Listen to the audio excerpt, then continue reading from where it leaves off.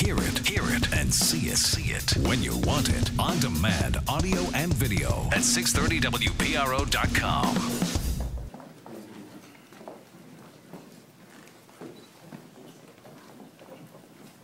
Nearly a year ago today, I stood in this office at this very spot to tell you about the Category 5 fiscal hurricane that we were facing.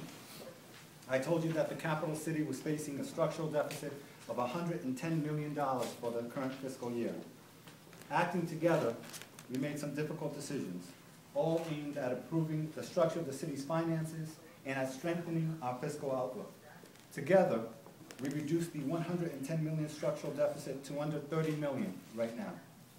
I started in the mayor's office, cutting my own pay by 10% and refusing my elected official pension along with several members of the city council. We also reduced spending across city departments, including a 13% cut in the mayor's office budget. Many shared in the sacrifice to move our city forward. We laid off non-union staff and froze non-essential hiring. Providence taxpayers have sacrificed, enduring increased property taxes, car taxes, and fee increases. Many of those same taxpayers are battling unemployment, foreclosure, and the general effects of a stagnant economy. To those taxpayers who have sacrificed, thank you. I understand your sacrifice and am incredibly grateful for it. Last year, our city workers from Local 1033 came to the table and sacrificed, reducing their pay and longevity. Many retired to spare their brothers and sisters from layoffs. Our firefighters, who had fiercely fought for and finalized the contract only months before, came back to the bargaining table. They sacrificed in order to help our great city. Our police officers took the difficult step of agreeing to as many as 6 years without a raise in order to save their youngest officers from losing their jobs. Many also chose the option of early retirement. Much to ask for our taxpayers to subsidize these costs going forward. Additional tax increases are equal to worsening the personal fiscal crisis already facing many Providence residents.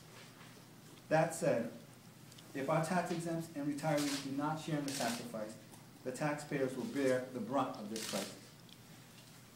We will be forced to move forward with a supplemental tax increase, and once the devastation of that increase sets in, if we are still not able to overcome the challenges before us, we will be forced into bankruptcy. Public safety, quality of life, and any prospects for economic growth will all be greatly endangered, not just in Providence, but in the whole state. Not fail. So I am here in my capacity not only as a Providence representative, but as a Speaker of the House, that we are committed with all due urgency to assisting the Mayor, the City Council of the City of Providence, the great City of Providence, to be viable. And I think what the Mayor is saying, that it's about time for everyone to do shared sacrifice. And that's been implicit in everything we've tried to do. We, in fact, in terms of adding money to the pilot, which is a payment in lieu of taxes, we added money last year to that budget. $4 million more additional came to the City of Providence, increasing that to $23 million. But that's part of the issue.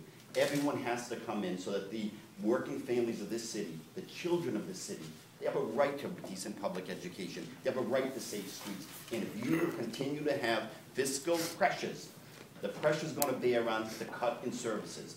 Services have been cut to the bone, both the state and in the city. It's unacceptable. So we are ready and willing to stand, and that's why I want to be here to say it loud and clear. We will do everything we can. I will use my office to make the case to the men and women of the General Assembly. I know the governor is committed. I know in statements that Senate President Teresa Piva-Weed is committed to doing this, to make sure that this city is fiscally healthy, because this state depends on this city being fiscally healthy. So, Mr. Speaker,